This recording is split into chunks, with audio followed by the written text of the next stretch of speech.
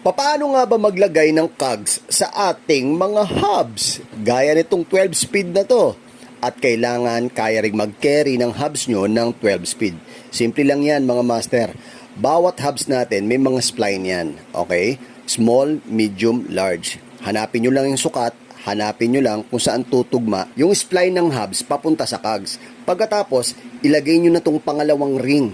Okay, ganun ulit. Hanapin nyo lang yung spline. Siguraduhin nyo lang na nakalapat ng husto at nakalak mismo sa spline yung ngipin ng cogs para hindi umalog. Pagkatapos nyan, yung pangatlong ring na.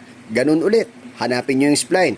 Kapag nailapat nyo na ng maayos at nararamdaman nyo wala ng alog, ilagay nyo na ngayon yung pinaka-center lock nya. Alright? Yan. Ikot nyo lang pa kanan. Imekos-mekos nyo lang pa kanan. Yan na yun. Pagka nag-tight na ng konti, gamitan nyo na ng special tools. Okay, kailangan nyo ng special tools para sa panghigpit nito at hindi